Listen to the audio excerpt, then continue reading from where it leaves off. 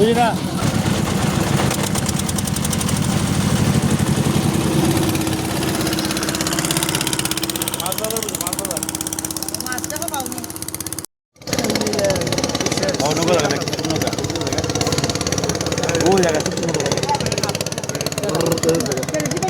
Hello বন্ধুরা, আমরা তিতাস নদীর পাড়ে আছি, নৌকাতে উঠে গিয়েছি।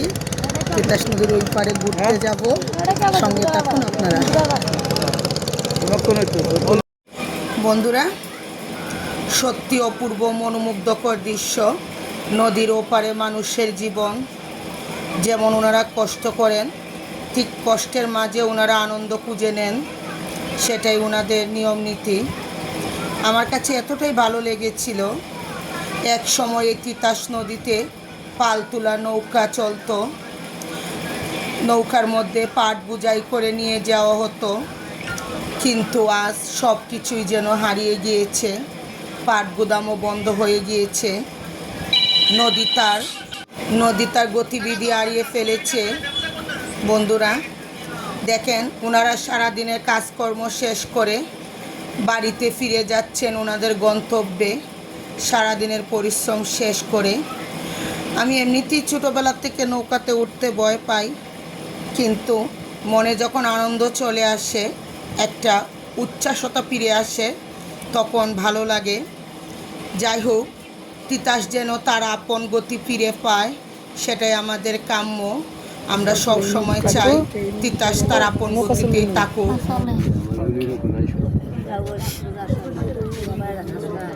আমরা বড় নৌকাতে উঠেছি ঠিকই, কিন্তু আমরা যাচ্ছি মন্দিরে। এই যে আপনারাও আমরা দোয়া আশীর্বাদ করবেন, আমাদের সাথে থাকবেন।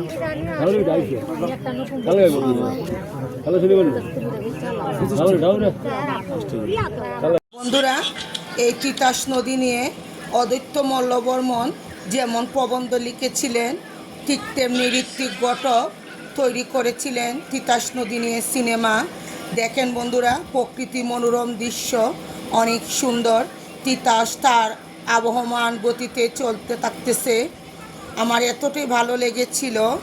আমরা যারা তিতাস পাড়ের মানুষ আছি, আমরা সত্যি উপভোগ করতে পারি তিতাস নদীর মনোরম দৃশ্য। তো বন্ধুরা, আমরা নদীর ওপারে যাব, এখানে কিছুক্ষণ থাকব, তারপর এখান থেকে সীতানগর থেকে কাঞ্চনপুর পর্যন্ত যাব। সবাই মিলে, ফ্যামিলি সবাই মিলে ঘুরতে যাচ্ছি।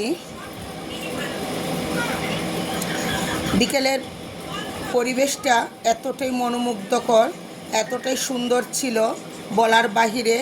কিন্তু তিতাস নদীর চারিপাশের যে অবস্থা, প্রকৃতি দূষণ, আমাদের জেলেদের জীবনযাত্রার মানে অনেকটাই বাধা বিপত্তি হয়ে দাঁড়িয়েছে। জেলেরা এই তিতাস থেকে মাছ ধরে বাজারে নিয়ে বিক্রি করেন, পরিবার দিয়েই তা চলে। ওনাদের মাছ বিক্রির যা উপার্জন হয় তা দিয়ে পরিবার চলে, কিন্তু তিতাস তার আপন গতি হারিয়ে ফেলেছে। জেলেরা পড়ে গেছে বিপদে। আমরা সবাই চাই তিতাস তার আপন গতিতে ফিরে আসুক, পাল তোলা নৌকা আগের মতো চলুক। এখন হয়তো যান্ত্রিক কোলাহলে সব কিছু হারিয়ে গেছে, প্রাণ আর নেই কোনো কিছুতেই। আগে পাল তোলা নৌকা চলতো, এখন ইঞ্জিন চালিত নৌকা। দেখেন বন্ধুরা, তিতাসের কি ঢেউ, ঢেউয়ে দুল খেলছে তিতাস নদীর পানি। মাঝে মধ্যে সবাই আমরা ব্যস্ত থাকি, পরিবার নিয়ে ঘুরতে সবারই ভালো লাগে। সময় সুযোগ যখনই হয় পরিবার নিয়ে ঘুরতে যাবেন আপনারা। সত্যি আনন্দদায়ক। নদীতে ভ্রমণ করা, নৌকা দিয়ে ভ্রমণ করার মধ্যে একটা সত্যি আলাদা আনন্দ আছে। কত দ্রুত গতিতে ঢেউ যাচ্ছে দেখেন বন্ধুরা। প্রকৃতির আসলেই লীলা বোঝা বড় দায়। সৃষ্টিকর্তার সব কিছু অনেক সুন্দর, সৃষ্টিকর্তা এত সুন্দর করে সব কিছু সৃষ্টি করেছেন। দেখেন বন্ধুরা, একবার পরিবেশটা দেখেন, ঢেউটা দেখেন। আমার কাছে এতটাই ভালো লেগেছিল। হালকা হালকা শীতও পড়ে গিয়েছিল, বাতাসও ছিল প্রচুর। যেতে এতটা বুঝতে পারিনি, বাট আসার সময় অনেক বাতাস বয়েছিল।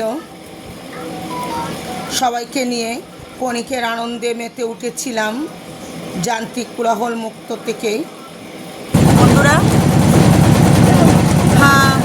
শীতের আগমন করতে গিয়েছে, অনেকটাই নদীর পানি শুকিয়ে গিয়েছে, তিতাস নদীর পানি। চিন্তা করলাম আজ বের হব, তিতাস নদী ঘুরতে যাব। নদী তার যেভাবে প্রাণ ফিরিয়ে দেয় মানুষকে, আজ আমি সেই প্রকৃতির সান্নিধ্যে এসেছি, শান্তির নিঃশ্বাস প্রশ্বাস নিতেছি। বন্ধুরা, এখন আমরা আছি কাঞ্চনপুর। সেই তিতাস নদীর থেকে এখন আমরা কাঞ্চনপুরে এসে গিয়েছি। প্রকৃতির দৃশ্য দেখেন, গ্রামীণ দৃশ্য অনেক সুন্দর।